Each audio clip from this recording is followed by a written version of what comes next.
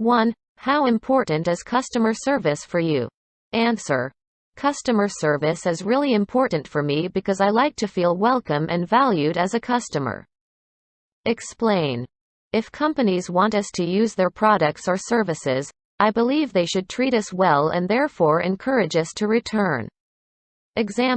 For example, I have a favorite cafe where I like to go, and the friendly staff are the main reason that I've become a loyal customer. 2. What can companies do to improve their customer service?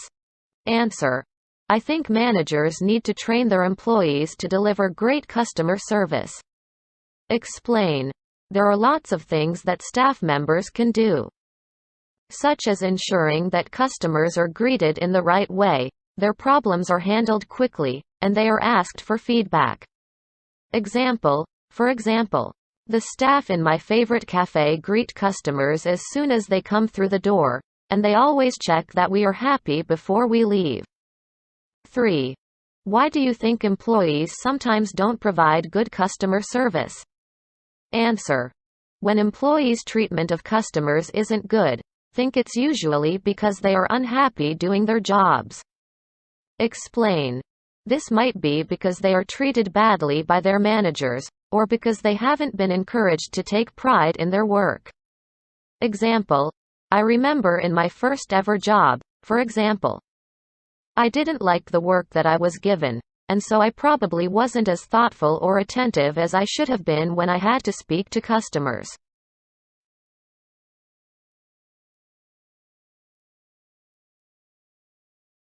Do you think the seasons still influence people's behavior? Answer. Direct answer. Yes, I do think the seasons still affect how we behave. Explain how. We still wear different clothes depending on the weather, and clothes shops change what they sell according to the season. We also adapt our habits and daily routines according to the time of year. For example, people in my country like to eat outside in their gardens in the summer. But we can't do that during the other seasons. On the other hand, I don't think we notice the change in seasons when it comes to food. The big supermarkets import food from around the world, so most people don't buy seasonal fruit and vegetables anymore. Are there any occasions when reading at speed is a useful skill? Personally, if I'm reading something interesting, I don't like reading too quickly because I feel that I don't properly absorb the information. However, it can be useful to skim through things when you don't really want to read them, or when you just need to find one particular piece of information. For example, read at speed when I'm checking a household bill or a letter from the bank. Are there any jobs where people need to read a lot? What are they? Well, researchers obviously need to read a lot. And I suppose that politicians, journalists and other professionals who need to know about current affairs read a lot too. Having said that, I think most workers read hundreds of emails every week. In my previous job, for example, I had to check internal staff emails at least twice a day. Do you think that reading novels is more interesting than reading factual books? Why is that? Both types of book can be equally interesting in my opinion. A good novel can transport you to another world where the characters in the book become almost real. On the other hand, factual books can give you fascinating insights into anything from psychology to ancient history. 1. Do you think it's better to rent or to buy a place to live in? I think it's better to buy your own home if you can afford to do that. Buying your own home is a better investment in the long term, because you can sell the home and perhaps even make a profit on it. The alternative is to pay rent to a landlord who can ask you to leave at any moment. 2. Do you agree that there is a right age for young adults to stop living with their parents? I'm not sure what the right age would be, but I do agree with the principle that young adults should try to live alone if they can. For some people, the right age is when they get their first full-time jobs and can afford to pay rent, and for others it's when they start university and move into a hall of residence with other students. This was what happened in my case. I moved out of the family home at age 18 when I started university. 1. Do you think there are too many game shows on TV nowadays? Why? Answer: yes. There are far too many game shows on TV for my liking. Explain: I suppose the channels show these programs because they are popular, and they must be very profitable. Example: a good example is Who Wants to Be a Millionaire?, which has been sold to TV channels across the world. Alternative: personally, I'm not a fan of game shows. And I'd much rather watch a film or an original drama series. 2. Do you think that people pay attention to adverts on TV? Why? Answer: yes. I think we are all influenced to some extent by TV adverts. Otherwise companies wouldn't pay so much to have them shown. Explain: advertisers are very good at making us believe that their products or services will improve our lives in some way. Example: for example, if you see an advert for a new phone, it plants a seed in your mind, and you start to wonder about upgrading your old phone. What disagreements do teenagers often have with their parents? Why? Idea: basic answer. Teenagers disagree with their parents about all sorts of things, like the clothes they want to wear, whether they can go out with their friends, doing homework, and how much help they give their parents around the house. Explain why. I think the teenage years are when we develop a sense of identity. And we want to make our own decisions rather than follow other people's instructions. Personal example: I remember having disagreements with my own parents. Usually about simple things like getting up early in the morning, tidying my room, or doing the washing up.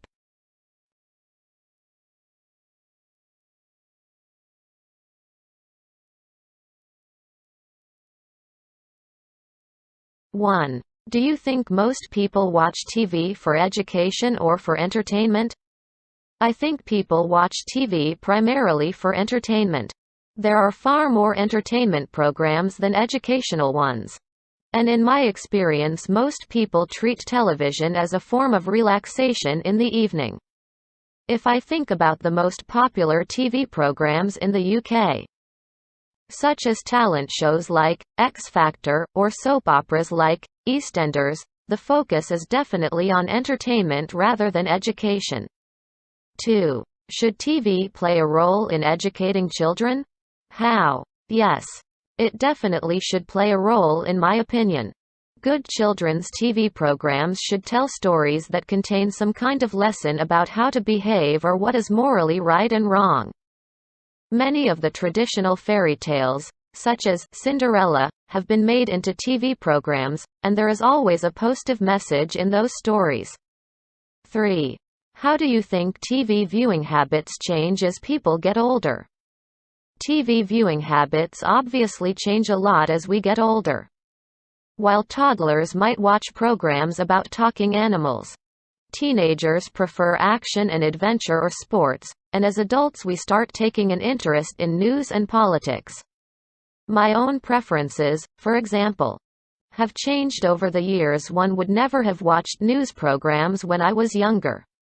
I think it would be very strange if our viewing habits didn't mature. 1. Do you think films have changed since you were a child? No, I don't think films have changed much since I was a child.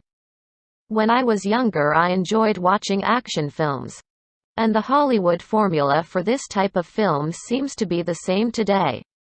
For example, I liked the original Superman films, and superheroes are still a popular subject for filmmakers. 2. As the technology for home viewing improves, do you think people will stop going to the cinema in future? No, I don't think that people will stop going to the cinema. People can already buy fantastic home viewing equipment, but it still feels more special to share the experience of watching a new film with a theater full of people. I don't think that technology will be able to replicate that cinema atmosphere. Do you think that it's better to have clear aims for the future, or is it best to take each day as it comes? Answer: I think it's best to have a good idea of what you want to do with your life, especially in terms of studies and career. Why? Having aims allows you to plan what you need to do today and tomorrow in order to achieve longer-term objectives. For example, if you want to become a doctor, you need to choose the right subjects at school, get the right exam results, and work hard at university. Opposite: without a clear aim, it would be impossible to take the necessary steps towards a career in medicine, or any other profession. 1. Is it better to get advice from a friend or from a family member? I think it depends on the kind of advice that you need. Parents and grandparents probably have more life experience than a friend, and so you might get a wiser or more sensible answer from them. On the other hand, friends are less likely to become too worried if you go to them with a problem. For example, I probably wouldn't want to burden my parents with a financial problem. 2. What would you say are the characteristics of a good advisor? Well, firstly, a good advisor should be a good listener. Someone who takes the time to understand the situation before offering advice. Secondly, an advisor should try to be objective, and avoid judging the person who is seeking help. Finally, I think the best advisors have the ability to ask the right questions and encourage others to find their own answers. 3. Should people make their own work and career decisions? Or is it a good idea to ask for advice about this? I'd say that it's a mixture of both things. Most of us talk to family, friends, teachers or colleagues before we make career choices. However, I believe that the final decision should rest with the individual. We all need to take ultimate responsibility for the big life choices that we make. 1. Do you think that it's important for people to go on holiday? Answer using idea. Explain.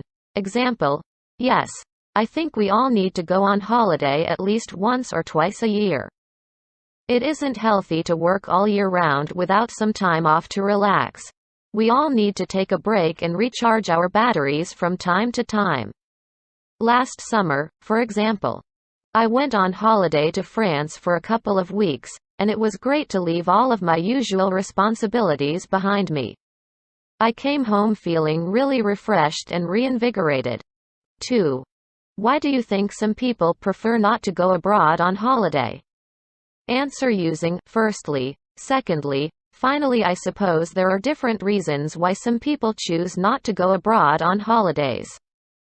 Firstly, it's usually more expensive to travel abroad than it is to stay at home. A second reason could be that some people find it stressful to spend time in a foreign country where they don't speak the language, or where they feel that they can't easily integrate with the locals. Finally, many people just love where they live, and don't feel the need to travel abroad. Question: in your opinion, are newspapers important? Example: student answer: yes. In my opinion, newspapers are very important. Why? Because they give us information about what is happening around the world. Why? They are a vital source of knowledge about education, technology, medicine and many other fields.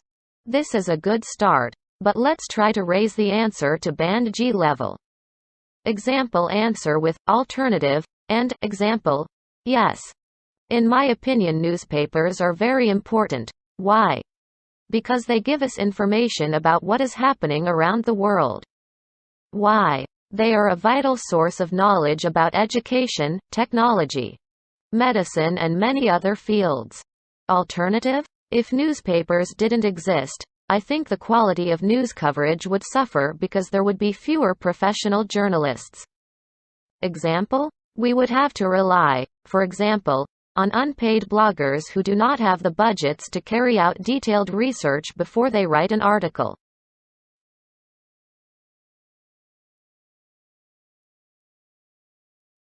When my grandparents were young, I think they had less leisure time.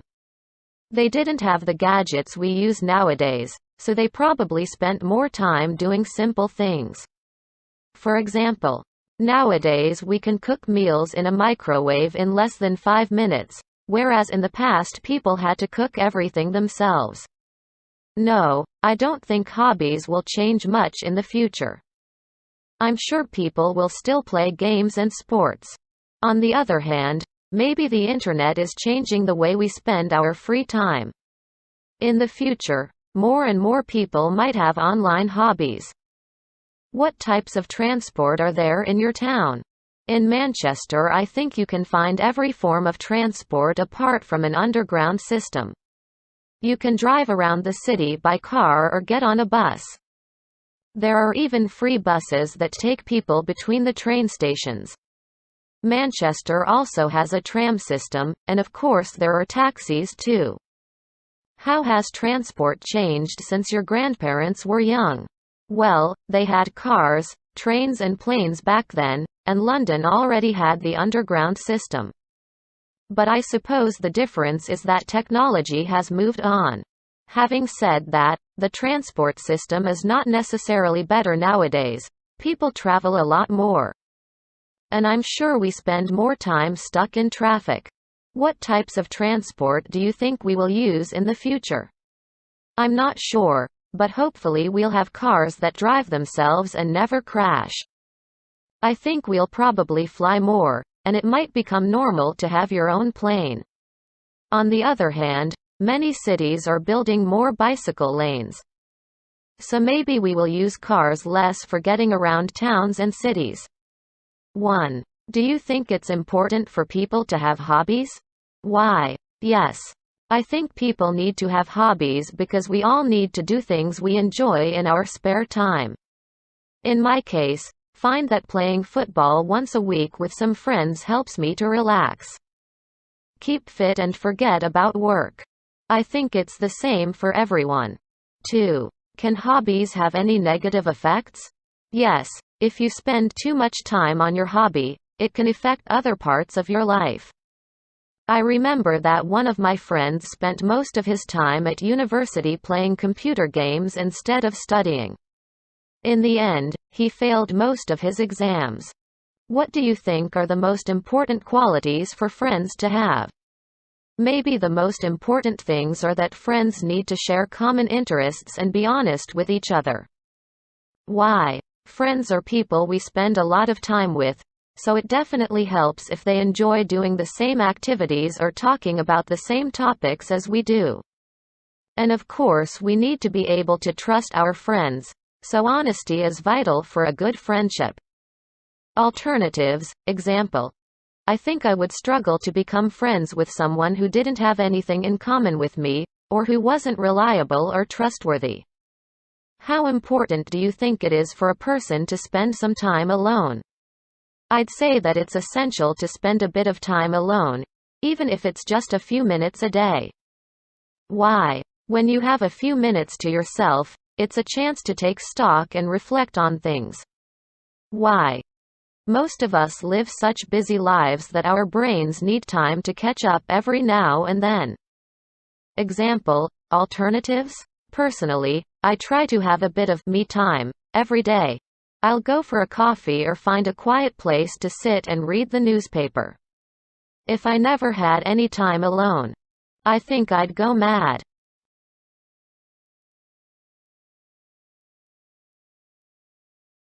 Question. Do you think that school children should be encouraged to have their own ideas, or is it more important for them to learn what their teachers give them? Answer. I think that we should definitely allow children to be creative and have their own ideas. Why? Children need to develop the ability to think for themselves and solve problems. Why? Because as adults they will not always have somebody to guide them or tell them what to do. Alternatives? If we don't allow children to have their own ideas, they will be less successful in the adult world. They will be too reliant on others. Example? A doctor, for example, might encounter a situation that he or she hasn't been trained for, but will still be expected to make a decision that could save someone's life. How do you think the design of homes will change in the future? Example answer. I don't think there will be much change in terms of what houses look like from the outside. In this country, people still like traditional brick or stone houses. Having said that, the design of apartment blocks will probably continue to develop, with more and more experimental or futuristic buildings made of glass and metal. I imagine that it will be the insides of homes that change the most. Houses will no doubt be full of technological devices to make our lives easier. Maybe we'll have things like voice-controlled doors, lights and appliances. 1. What do you think we can learn by studying events of the past? I think we can learn a lot by studying history. Just as individual people learn from their mistakes, societies can learn from the mistakes made by previous governments or leaders. For example, from what I've read in the newspapers, many economists are looking back to the time of the Great Depression, around 80 years ago, in order to understand the financial crisis that is currently affecting many countries around the world. Even if we don't always learn from mistakes, I think it's fascinating to study history because it gives us an insight into who we are and where we come from. 2. What important events do you think might take place in the future? It's really difficult to predict what will happen in the future. Most of the big, historic events of the past would have been impossible to foresee. For example, I don't think that anyone living 100 years ago could have imagined that people would one day walk on the moon. If I had to guess what might happen in the future, I'd like to think that scientists will invent cures for diseases like cancer, and we'll all live longer.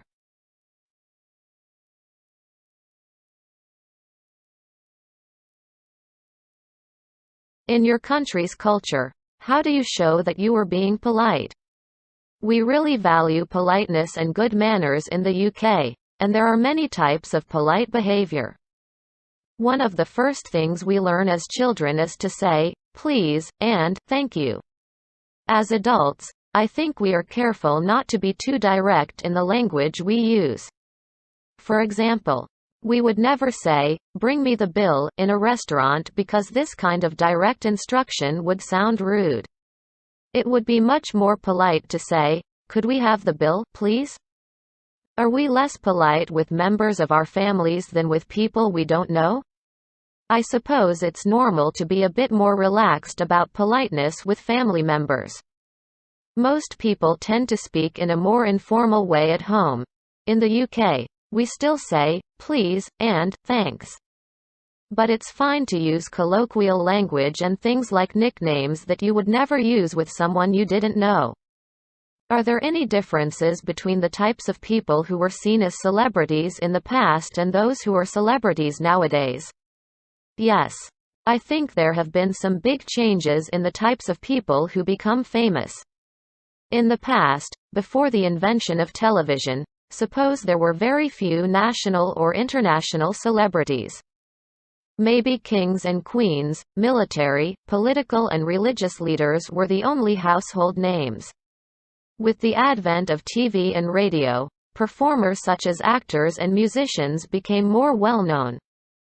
However, we now seem to have a completely new breed of celebrity as a result of reality television programs. These are people who don't really have any special skills as performers, but who are famous for just being themselves. Why do you think some people prefer to buy products from their own countries rather than imported items? Idea. I suppose it's because those people want to support the economy of the country they live in. Explain. If they buy something that was made in their own country, they know that they are contributing to the salaries of workers within the same country. Alternative. Whereas if they buy imported items, a foreign company and its employees will benefit. Example. For example, if I buy some meat that originates from a local farm rather than a farm in another country, I'm helping one of my fellow citizens to carry on in business. Another idea, also. I think that trust is an issue. People might feel that they can trust domestically produced items more than imported ones. How is life different in cities compared to rural areas? 2. How do you think life in big cities could be made easier? 3. What do you think cities will be like in 50 years' time? Firstly, the cost of living in cities is much higher. Housing is much more expensive in cities compared to rural areas. Everything costs more. I think life in cities is more difficult. There are more people, so there's more competition for jobs. Life is a lot slower in rural areas. Everyone knows each other and there's a sense of community. I don't think rural areas experience the social problems that you find in cities, like crime and homelessness. In my opinion, cities need to be well planned. Good public transport can definitely make life easier because there are so many people and it can be really stressful just to move around. Public areas like parks are also important because people need space to relax, and I think cities should be made into healthier places to live and work. I imagine cities will be less polluted because we'll have electric cars and better public transport. More people might work from home, so maybe cities won't be so busy. But I think there will probably still be problems because more and more people are migrating to cities. So I'm not so optimistic about issues like crime, homelessness and unemployment.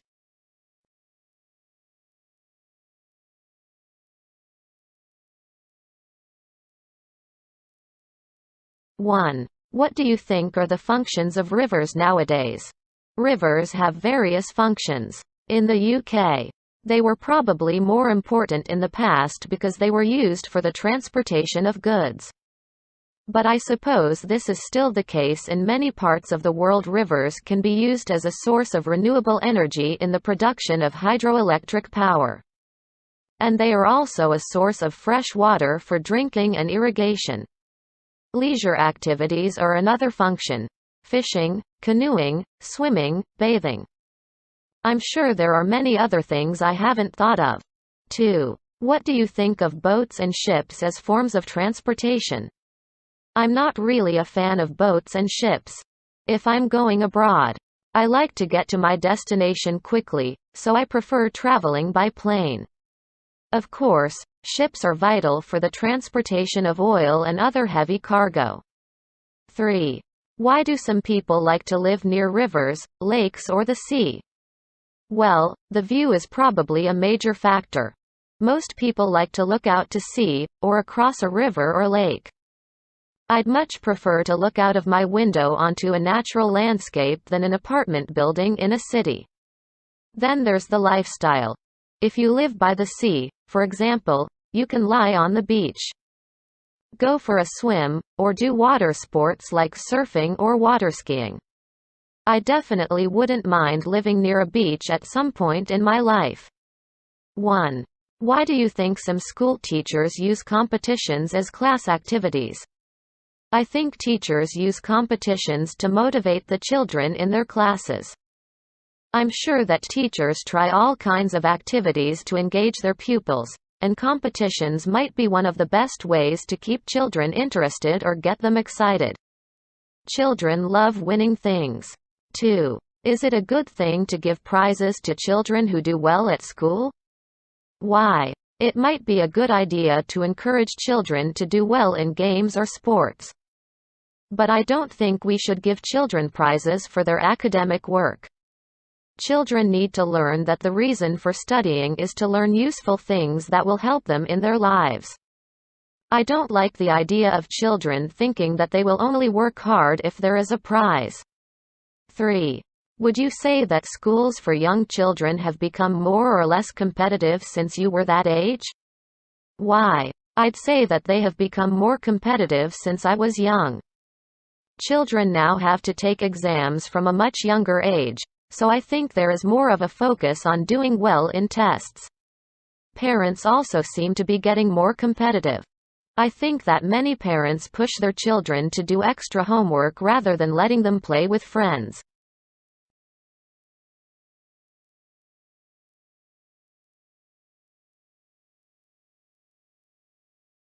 Do you think it's good to show your emotions when you're angry? I think it depends on the situation and how you show your emotions. I find that if I'm angry with a friend or someone in my family, it's best to tell them what the problem is and try to express how I feel. However, I don't think it helps to argue with people when you're angry. It's better to control the anger and explain what's wrong. In your opinion, do women show their emotions more than men? The stereotypical view is that women are more emotional. And in my experience there is some truth in this. My mother, for example, tends to show her feelings much more readily than my father. However, I'm sure that there are exceptions to the stereotype. Why do you think men tend to show their emotions less than women? Maybe it's because of the way we are brought up. I think that boys are often taught from an early age not to cry. Also, boys are aware that their friends might see it as a sign of weakness if they show their feelings. Perhaps girls are brought up to be more sensitive to their friends' feelings. Do you think people had easier lives 50 years ago? Yes, maybe life was simpler and less stressful 50 years ago. The mobile phone didn't exist. So I suppose it was easier to forget about work at the end of the day because people couldn't contact you so easily. Do you think life will be more stressful in the future? Yes. It probably will be more stressful. As the world gets smaller, employees will probably have to travel to different countries more often and stay in touch with colleagues and clients all over the world. There will also be more competition for jobs and the cost of living will keep going up.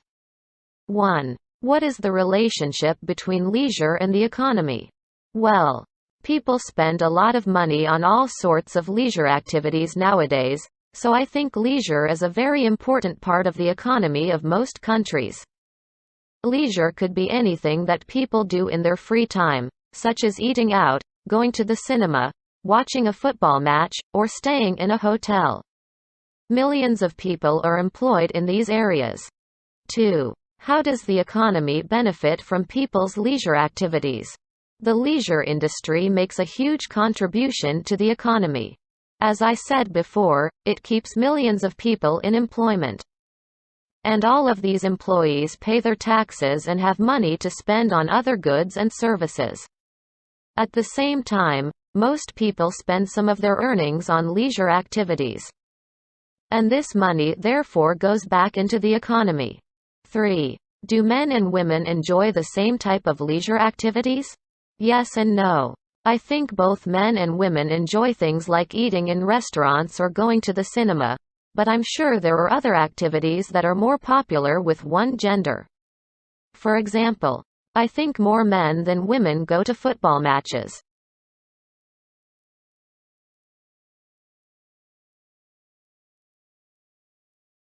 1. What types of party do people have, and why are parties important? People have parties to celebrate special occasions like birthdays, weddings, or the beginning of a new year. I think it's important to celebrate these things because they are landmarks in our lives.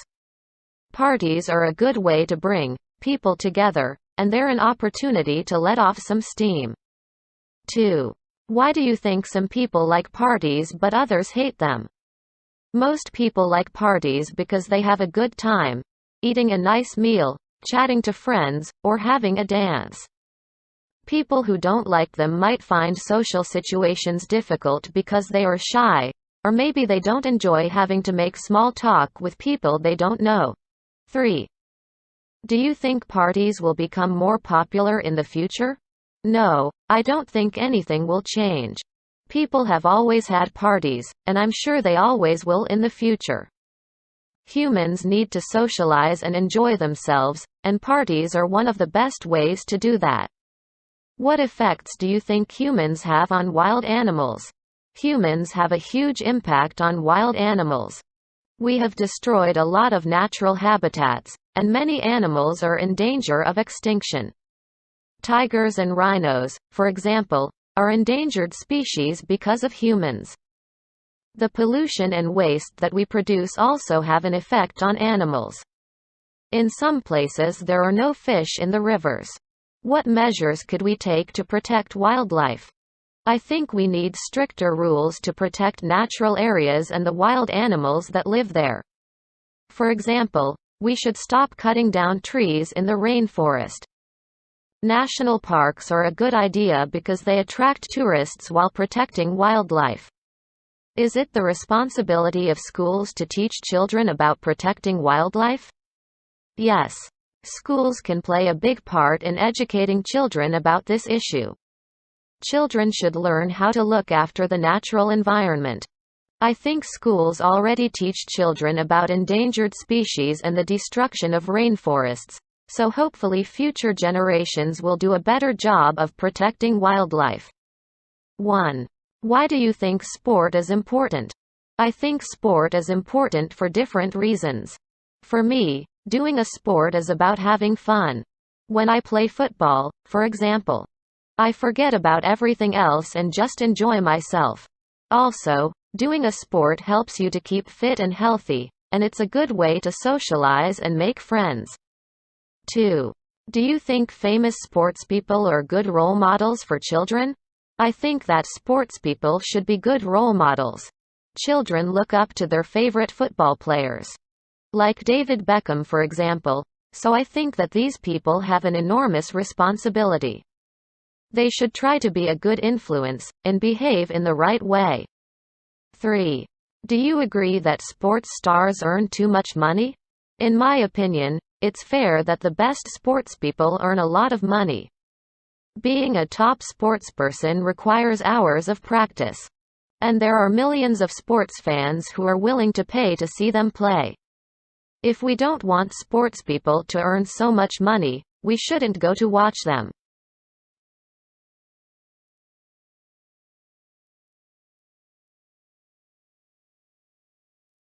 Question. Why do you think friendship is important? Answer. I think friendship is important for all sorts of reasons. Why? We need friends to share experiences with, to talk to, and for support. Example? In my case, I like to meet up with friends at the weekend to do something enjoyable, like see a film or go out for dinner. I like chatting with my friends about what we've been doing during the week, or about what's happening in the world. Alternatives? Without friends to talk to, life would be dull and boring. We would only have our families to talk to. 1. What do you think makes a good lesson? I think a good lesson is one that is interesting and engaging. By engaging, mean that the students should feel involved in the lesson. They should feel that they are learning something new that is relevant to them. In my opinion, a lot depends on how the teacher delivers the content of the lesson in a way that students like. My favorite teacher at university used to involve the students by making us teach some of the lessons ourselves. 2. Do you think it's better to have a teacher or to teach yourself? Well, there's no substitute for a good teacher. I think you can teach yourself, but you can learn a lot more quickly with the guidance of a teacher. For example, when learning a language, you really need someone to correct your mistakes. You can get the grammar and vocabulary from books, but books can't tell you where you're going wrong. 3. Do you think the traditional classroom will disappear in the future? I don't think it will disappear, but it might become less common. I think more people will study independently, using different technologies rather than sitting in a classroom. Maybe students will attend a lesson just once a week, and spend the rest of their time following online courses or watching video lessons. 1. Advice. Give a list of different technologies, then talk about one in detail. In most workplaces, people use equipment such as computers, phones, printers, fax machines, and photocopiers. I think the computer is probably the most essential piece of equipment because we rely on it for almost everything.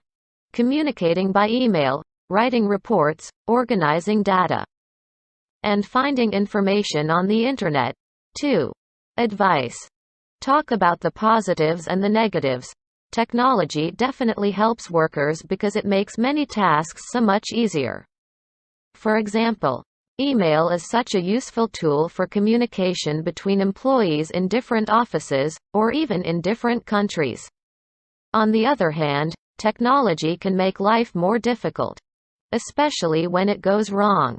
It causes a lot of stress when the internet is down or a computer crashes. 3. Advice. Give the good effects and the bad effects.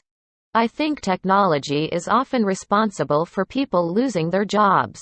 Machines have replaced people in areas like manufacturing and agriculture, and whenever a new technology is introduced, there are redundancies. At the same time, jobs might be created thanks to a new technology. There would be no computer programmers if the computer hadn't been invented. How do you think the internet will affect our lives in the future? Personal perspective. I think the internet will have a huge impact on our lives. More and more people are using social websites to keep in touch with friends. I think the internet will probably replace TV because most channels are already available online. Economic perspective. Also, I think we'll do more online shopping. Web-based companies like Amazon are already really successful. In the future, there will probably be more companies that only sell via the internet. And I expect we'll spend more money online than in traditional shops. Educational perspective. Schools and universities might also use the internet to provide courses.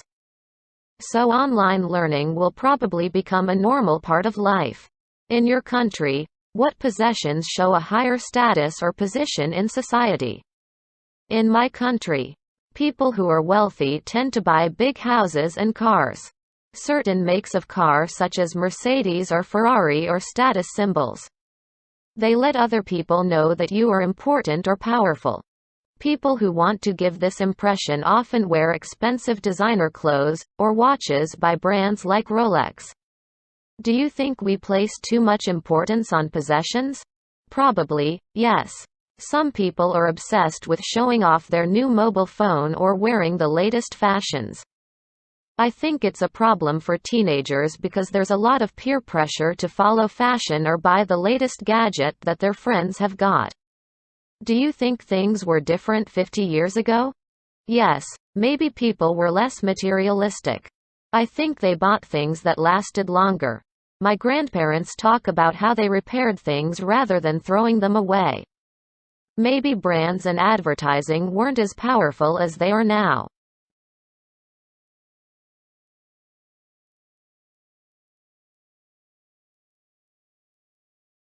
1. Do you think it's important for boys to play with boys' toys, and for girls to only play with girls' toys? I think boys naturally seem to prefer playing with boys' toys, and girls with girls' toys. When I was young I had toy cars, trucks, guns and things like that. Whereas my sister always wanted to play with dolls. I don't suppose it really matters if a boy plays with a doll or a girl plays with a toy car. But children learn quickly what toys are supposed to be for boys and for girls. 2. Do you think it's good if parents only buy educational toys for their children? No. I don't agree with only giving children educational toys. In my opinion, children learn by playing with whatever interests them.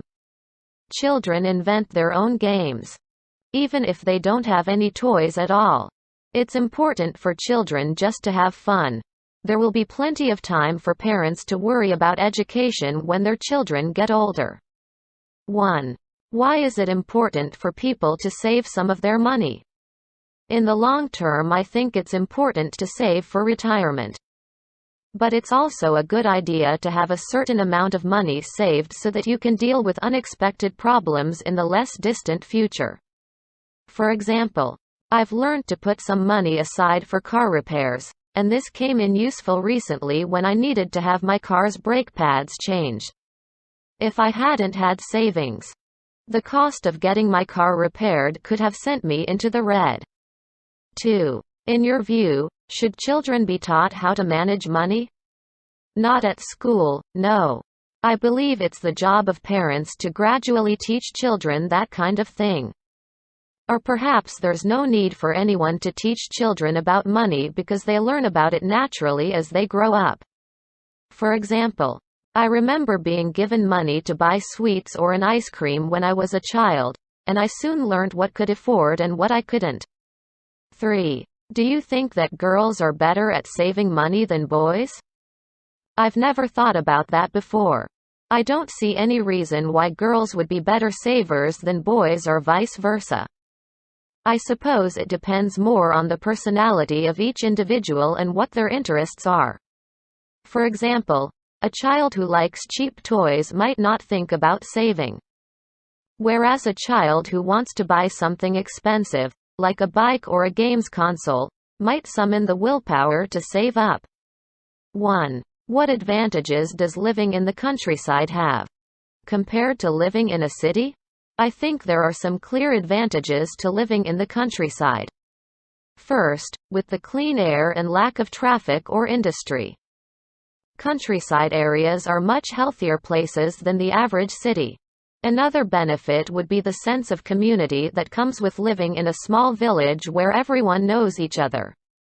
Finally, it seems to me that the pace of life in the countryside is slower, and the people are more laid back and friendly, compared to the hustle and bustle and the stress of city life.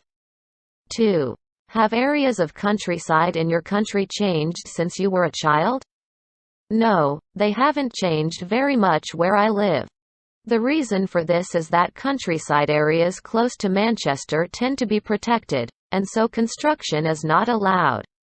For example, I live quite close to an area called the Peak District. And nothing seems to have changed there since I was young. The hills, paths and woodland areas are just as they were. 3. Do you think that visits to the countryside should be something that schools offer to their children? Yes, I think it's a great idea for schools to take children on trips to the countryside. Especially if those children live in a large town or city. A visit to the countryside can be both relaxing and educational. Children can go for walks in the fresh air, and at the same time see animals and plants that they may never have seen before. If schools don't offer this opportunity, some children will never see life outside the city.